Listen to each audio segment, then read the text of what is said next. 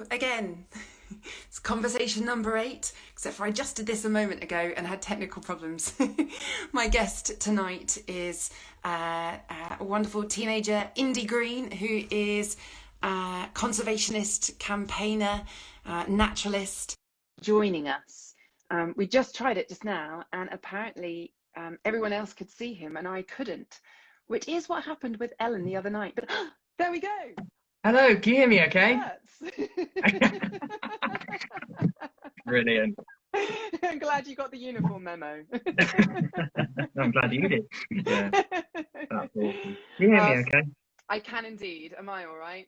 Brilliant. Yes, you are perfect. Thank you. Excellent. Sorry about the slight technical hitch on the first time round, but we're here now. Yes, absolutely. Indy, thank you for joining me. I was just trying to introduce you, but I think you can probably do a better job than I. So maybe you can let people know who you are and what you do. Yes, so my name's Indy. I'm a 15-year-old. I don't really know what I am. Wildlife lover, bird watcher.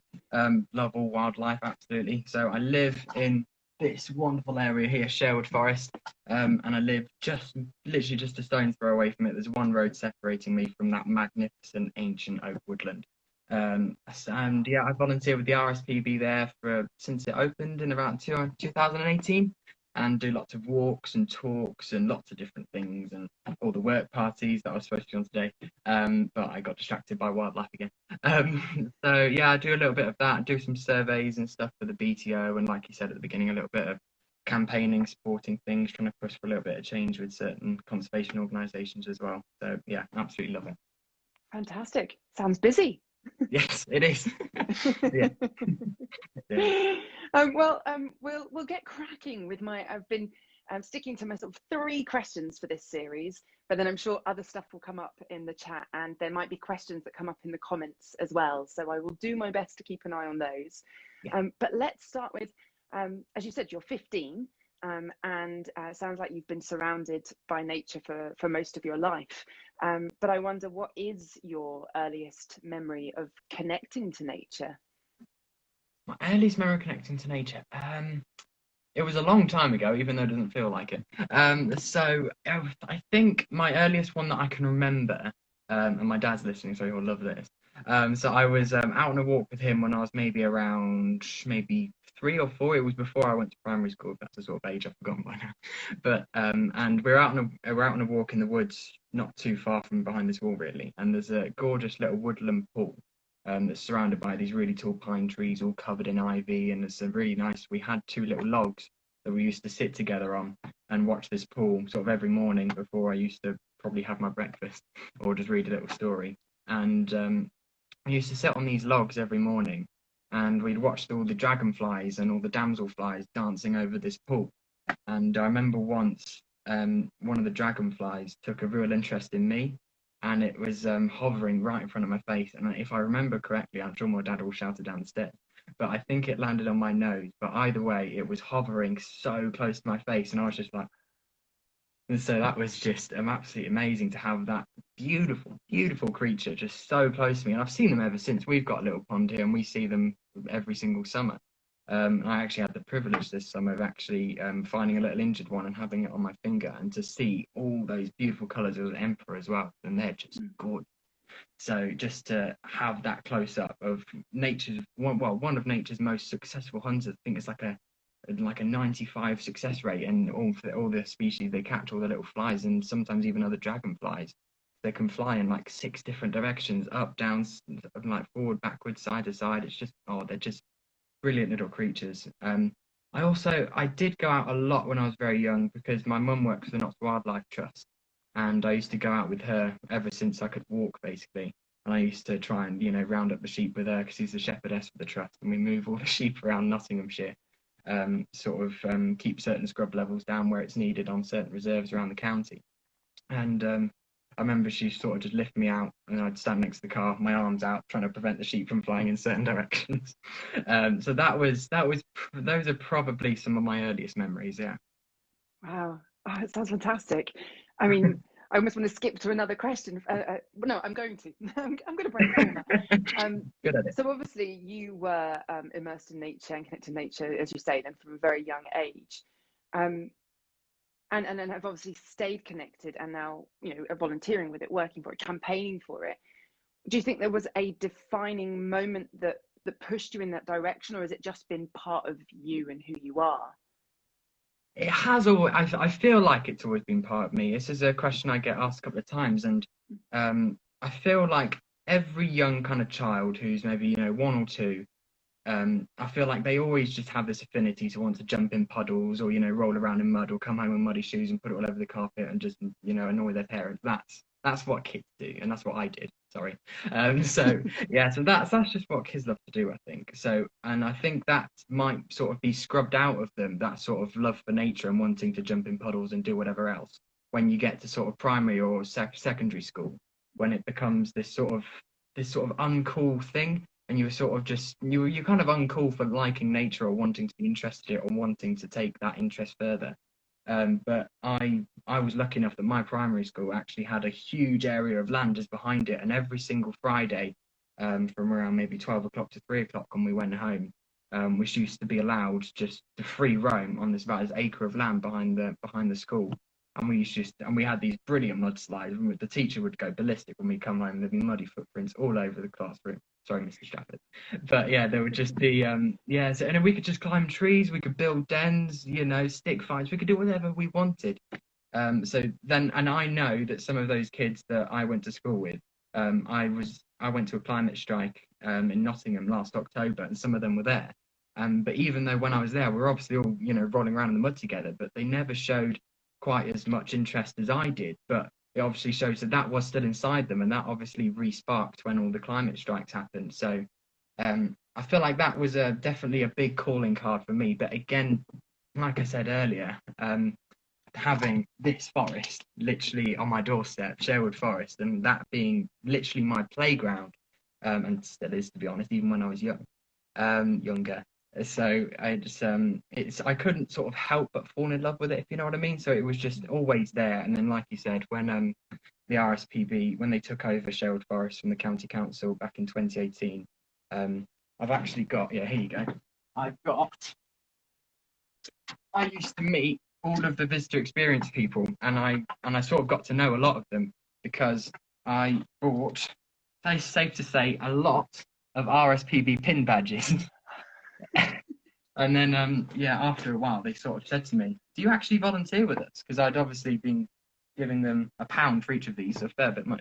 And I just said, "Well, no." And they said, "How do you want to get involved?" And I was like, "Yeah, of course." And obviously, my parents, I don't have to drag my parents anywhere, even though they have to take me. I don't have to drag them anywhere to take me to places. I can just walk down to Sherwood whenever I like.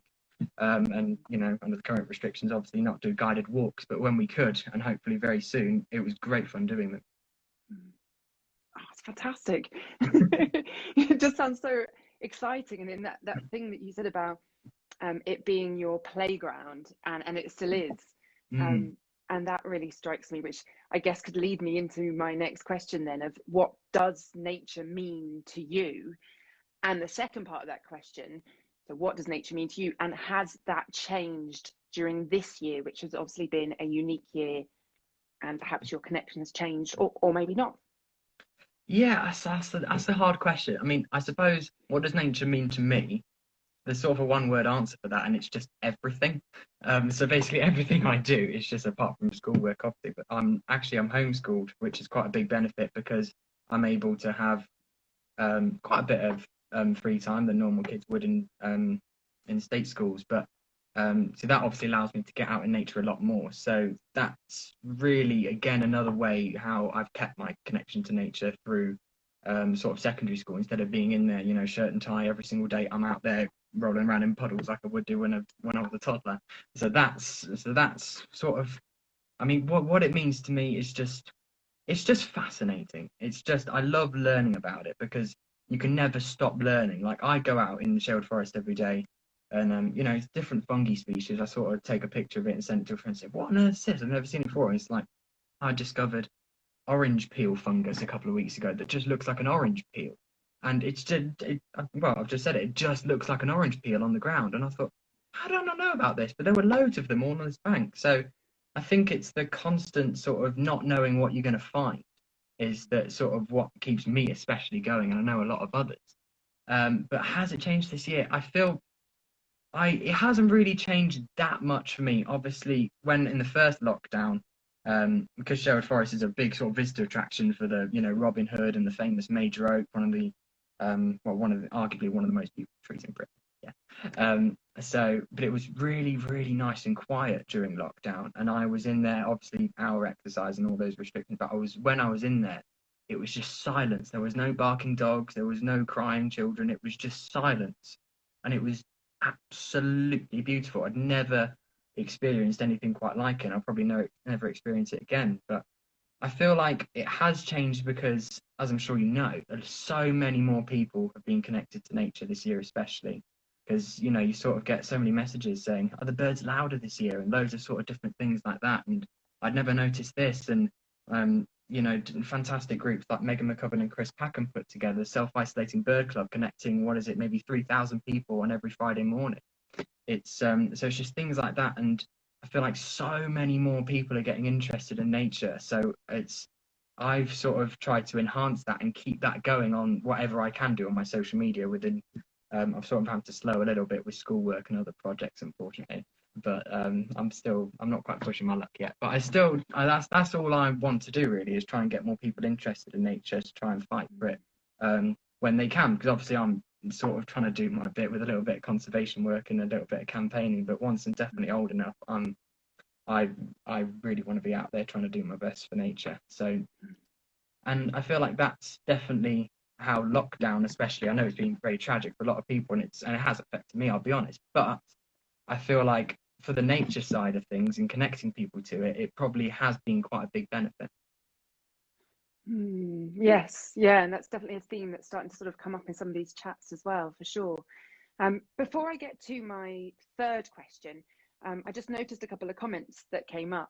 One was, "No wonder you're an expert leaf catcher," which I know is referring to the game that you and Lucy Lapwing played, which looks like Yeah. a brilliant game, which maybe you can explain to people watching, because I really want to play it. So Yeah. Well, we're actually we're editing another challenge tomorrow evening, which hopefully should go out soon. And that's, I won't reveal what it is yet, but I absolutely love it. It was Lucy's idea, this one. But yeah, the leaf catching one, I was doing it anyway, so I thought, well, why not film myself?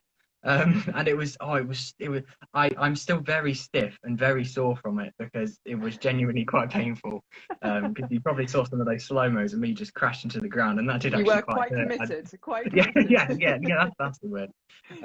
So yeah, it was that was great fun. So basically, what we did, I challenged Lucy. Some of you may know Lucy Lapwing off Instagram and Twitter. She's a good friend of mine. So I said, well, bit of cheering up. It was before Joe Biden became president, so everything was a bit, but now obviously it's a little bit more like that. So I just said, well, why don't we do this sort of just funny challenge? So I just said, well, you go out on your local patch for half an hour. You see how many leaves you can catch, basically, and you get 1 point for every different leaf you catch. And you get 2 points if the leaf contains a leaf miner, and then you get a full 10 points if you get a leaf with a gall on it. And yeah, it was such fun. Again, it did hurt, but it was so funny because it was the really foggy period that we had, and the woodland around here just looked incredible. It was so mysterious. I felt like I was in some sort of like some strange film, but it was so cool, and it was just dead silence. And I did have to sort of lie down and just wait for a gust of wind, because there really wasn't any wind. But try it, because it is so much fun. Leaf catching challenge, really do it, I'm people. definitely doing that. I did Yeah, see, obviously you guys set something off, and I think there were lots of other people doing it. And I did see yeah, one, I can't remember who was doing it now, where there was obviously no wind whatsoever, and they were just stood. yeah, yeah, yeah. Not ideal. Lots of lots of other lovely comments coming in as well, of sort of you're a legend and a hero and everything. But a great question actually, which you talked about trying to get as many people interested in nature as possible. And I saw a question that came up. What do you think conservation organisations, I'm probably not getting this quite word for word, but what can conservation organisations like the Wildlife Trust or RSPB or do better? What can they do better to engage young people? That's a really good question. Now, I had this conversation actually with Lucy Lapwing a couple of weeks ago, because I was sort of was sort of a bit down. I was sort of thinking, well, what are we really doing on social media? And I know there are problems, I'll admit, with certain conservation organisations in the way they do social media, because I know a lot of people who do those social media types aren't as clued up as you sort of hoped they would be, as you sort of expect they would be. And there have been some properly major mistakes, some of which I'm sure some of you will remember. But I feel there's well, I'm now a member of the RSPB Youth Council, which is obviously an RSPB thing, and there's 10 of us, and we're all under the age of 18. And we had a meeting the other night, sort of about how to enhance the RSPB social media strategy. I guess perfect for this question. And it was making everything that basically that you write on social media relative to what other people can understand who may not be as clued up as other people are. So you got to write it in a way that's not really scientific and there's not too many facts in it. You got to write it in a way that so basically so that everyone can understand it. Because one of the main sort of nature topics that you hear is just um, people won't want to protect nature if they don't know what it is or what problems are facing it. So you have to communicate those sort of problems and all the issues that nature's facing in a way that I say normal people, but that's a kind of the wrong bracket. But people who don't know about the problems that nature's facing, so you have to communicate that in a certain way so that they can understand and then want to join the fight. Yeah, yeah, that really makes sense actually. And I wonder if then that also connects to what you were saying earlier about how you or why you stayed connected to nature, is also that you had the time to. You were saying that you then became homeschooled, so you had the time, perhaps more than other people, when they start to disconnect.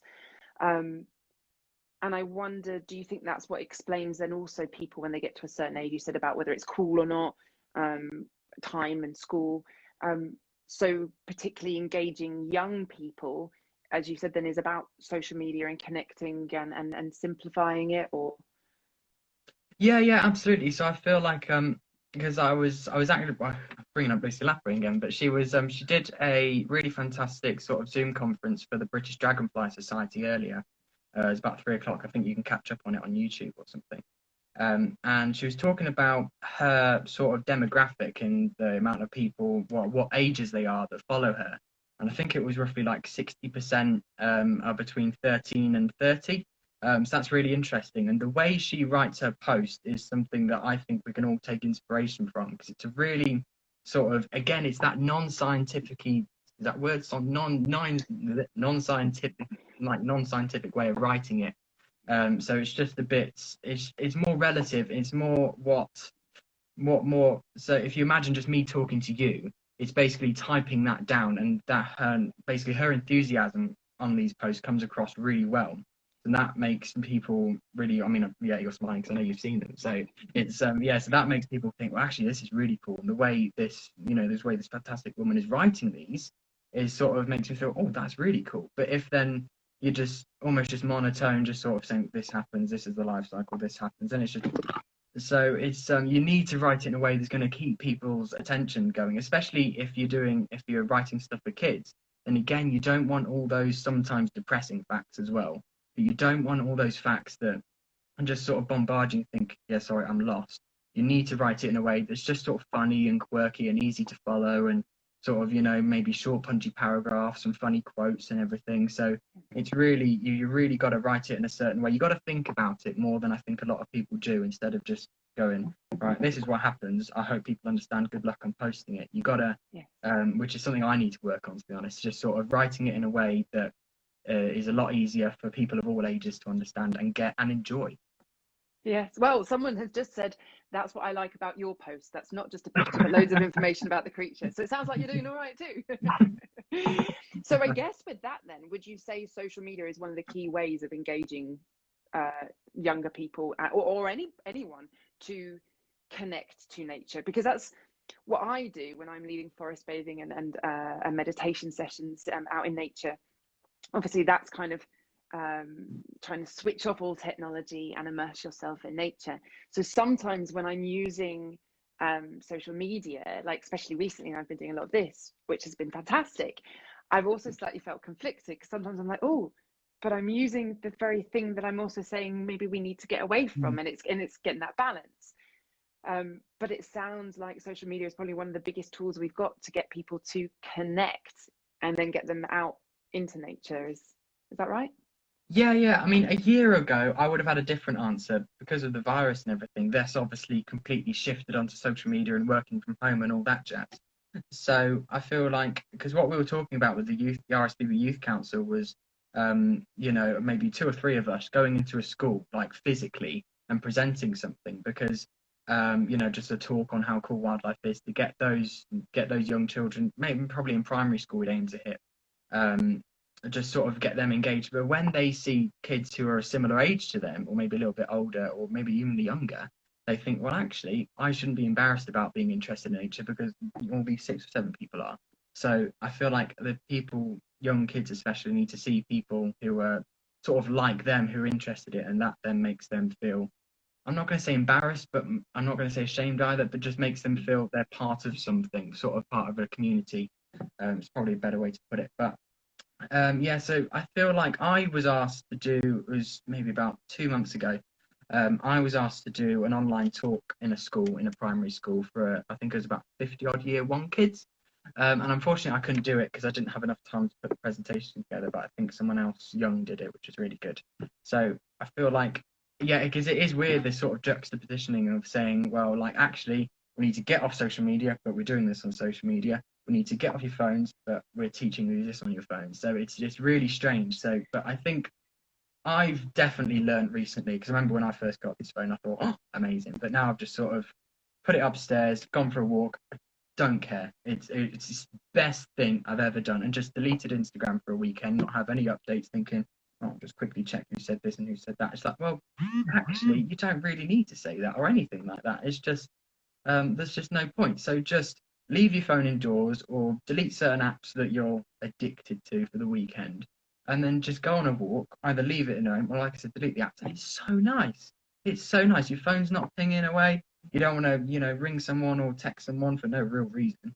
And it's so beneficial. But yeah, it is weird. But I think in this day and age with the virus and everything, and potentially kids even just almost staying at home for school, I think technology, I don't want to use the bracket, unfortunately, but I think it is one of the positive ways forward. Hmm. Well, that leads me perfectly on to the third and final question then of what would your advice be to others? And I guess that's kind of during this lockdown now and during winter, but also if people want to connect to nature, or some people don't know or feel they don't know enough in order to connect to nature. So what would you say to people, and what would your simple advice be, I guess, to everyone, and then perhaps to other young people too? Yeah, so I feel like it's really strange because this is what I always say when I get asked this, just sort of go out. But I know a lot of people, especially if you're living close to a school and you sort of go in school every day, you're going to live either in a city or very close to one and not going to have that much green space around you. And of course, I was very lucky because I've got Sherwood Forest, which is a huge expanse of woodland. I step out onto my doorstep and I am in it. And that's it. I'm out there. So like I said earlier, I couldn't help but fall in love with it. So I feel like I think parents have a lot of work to do in this sort of section as well, because I mean, not to blame, but I just feel like they can do a little bit more because the sort of the climate crisis and biodiversity crisis is on the news almost every single day now, which is really, really good. It's being talked about a lot more than it was a couple of years ago, um, when well, it virtually wasn't really talked about at all, and still by the relevant people, it isn't that much, but it's getting more and more. So I feel like parents should really start to click and think, well, actually, this is something really good, that I think I should get my kids involved with, which it is. So I just feel like that's, I think the parents should, and then because I remember I did a talk for the Nottinghamshire Wildlife Trust at, I think it was Skylarks Meadow last autumn, and there was this great sign right next to a big puddle which said, like jumping advised or something, and just encouraging kids to sort of jump in the puddle. And I remember just parents sort of walking past it, sort of in shame of this sign. And I was just thinking, well, why have you come here then? So it's just, I feel like kids, you just need to get out, and just have some fun. Just climb some trees. Just have some fun, really. And get a pond because they're great. Either or just a bucket of water you can just dig in the ground, or a nice one that I've got which has got a newt in it, which I'm very personally proud of. And lots of frogs in the spring and damselflies and everything, which is great. So I just feel like it's strange advice, but just get out there, follow some good people on social media if you like social media, that is, and just have some fun, learn some stuff, maybe do a little bit of reading because if primary schools, kids need to do a bit of reading when they're younger, just read about some cool books and stuff. Just read it. I've basically got a whole bookshelf over there dedicated to books that I've read or wanted to read or getting around to reading. So just have some fun in nature because I know the sort of all the time people just sort of say, well, nature really is sort of the best tonic in hard times and everything, but it really is. So just get out there is all I can say. Thank you so much. I've just seen a few more questions come up, so I'm trying not to keep you for too much longer, but one of the questions was asking about the different apps that you can get to ID things. Do you use them? Do you recommend any, or any tips or anything like that? And someone mentioned about the Seek app, which is one that I've used and got a bit obsessed with. Yeah, well, that's the one I was just about to recommend, and I still will do a plug for it because it really is great. So yeah, it's just SEEK, and you can find it in the App Store free. It's absolutely brilliant. You just point it. I mean, it's fairly accurate, and you just point it and maybe just a bird if it's close enough, or just a leaf, or a bit of grass, a tree, a flower, just an amphibian, just anything. You can point at it, and it will either give you sort of either a very close sort of bracket name for the species or the actual species, and then you can click on the photo thing, and that will be sent off to iNaturalist, which it then documents where all those sightings are from, and it can collate them, and it sends them to the WWF. And also, once you press that photo, it will say view species, and then you can get a whole list of really cool stuff about the species, other ones closely related to it, where you can find them throughout the UK, and just some really other really cool facts about them. So Seek is definitely good. iNaturalist is really good as well. But there's some great sort of birdsong apps out there as well even just now, for instance, there's bramblings and fieldfares and other great species arriving back. And obviously in the spring when it all kicks off, when it's dawn chorus day and just everything's arriving back from Africa, you got the swallows, you got the lot. And I know it can be very overwhelming when you're sort of trying to learn about birdsong when just everything's blasting out your ears. Because I do RSPB point counts, which is basically you stand at certain points in in my patch, Sherwood Forest, and you go there about 4 a.m. just after sunrise, and you got to listen to all the birds, and basically you got maybe 5 minutes. You got to write down all the species that you see and hear, and it's just so overwhelming. And I'm so glad I know what I'm listening to, because if I didn't, even for me, it's so overwhelming, and there's so much just hitting you, and you're like, well, okay, I've got to write this down. I've only got 5 minutes because they only recommend you 5 minutes, so it's really difficult. But there's some great birdsong apps out there. What app did I use? There was the Colin Bird Guys app, that was really good. So you got the bird song, you press play, and you got lots of information about the birds and loads of other species all across the UK and probably globally, to be honest. So yeah, Seek and Colin's Bird Guides are ones I recommend. Fantastic, thank you. Lots of comments about our matching shirts, which no, we didn't coordinate. That's hilarious. Yeah, that's brilliant. There's probably just time for one very quick question then, and then we should probably wrap this up because I know we've talked for far longer than I said we would, but I feel like it's been all right. Someone has just asked, what's your favourite bird? What's my favourite bird? Now, it changes every week. It's really strange, but I've finally narrowed it down in the last month to goshawks. Now, if you don't know what goshawks are, they're just this sort of like this mega sparrowhawk. I'm sure you've heard of them. They sort of dive into, sparrowhawks, obviously, they sort of dive in, take the goldfinches and blue tits up the feeders, but goshawks are just sparrowhawks 2.0. They're twice the size. They're sort of the same size as buzzards.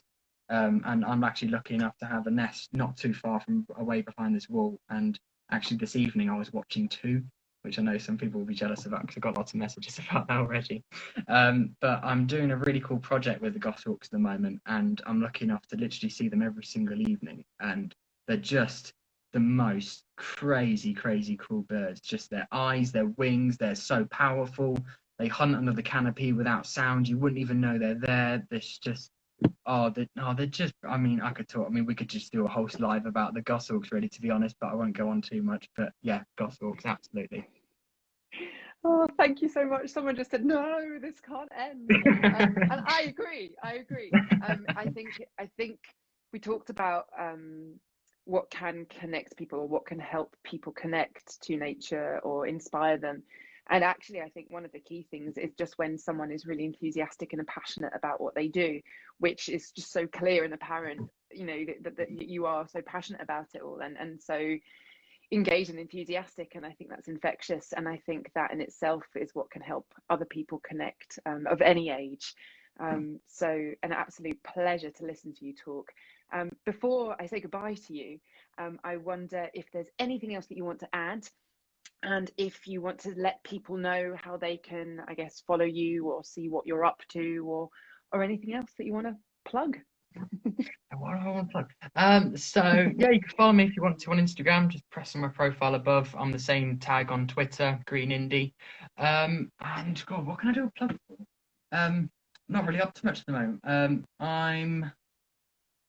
don't know what I can and can't say about this, so I won't mention it. But that I did, yeah, here you are. Yeah, so I did a little interview about the fantastic bearded vulture that visited the Peak District recently. It was back in the summer, and it was that was just a 3 meter wingspan. There was a bearded vulture in the UK. It came all the way from the French Alps, juvenile. We named it Vigo. And I did a little 10-minute interview with the guy called from the RSPB called Jamie Wyver. And I've just posted the link to that on Twitter. It's only 10 minutes long, and it's got a little funny, embarrassing story about me, and a little feather retrieval mission to try and get a bit of DNA from the vulture when it was in the UK, and just some cool facts about it. So if you want to have a listen to that, it's I've just posted the link. It's on YouTube, RSPB Nature Notes, bearded vulture. If you want to have a listen. Amazing. Oh, thank you so much. Such a pleasure. Thank you.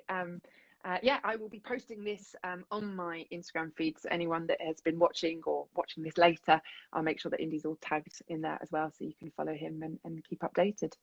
Thank you, Indy. Awesome. Thank you so much for having me, Ruth. Really great to talk to you. Pleasure. I will see if I can play the leaf catching game, and see if it's not too embarrassing to share the footage with you. Do it. It's great fun. Awesome. Thank you. All right. Thank you. See ya. Bye. Bye. I'm just going to loiter here for a couple more minutes. I'm just smiling. That enthusiasm and passion is just fantastic. It's infectious. So as part of What Does Nature Mean to You series, which has just become so inspiring and so exciting. I just feel so lucky to sit here and listen to all these wonderful people. So tonight was conversation number 8. Tomorrow night, same time, 8:30 p.m, I am talking to Lucy Jones, who is the author of Losing Eden, Why Our Minds Need the Wild, as other books as well. And I've just started the book. I'm going to try and see if I can get through it by tomorrow night. And it's just absolutely fascinating, exploring our connection to nature, our need for nature, and looking at all the different research that has been going on to kind of back up what a lot of us perhaps may know, but getting that real science behind it too. And I'm sure the book is going to go further into all sorts of other directions. So come back tomorrow night at 8:30. Thank you everyone that's watched live and asked fantastic questions, and anyone who's watching it and catch up a bit later as well. Thank you so much.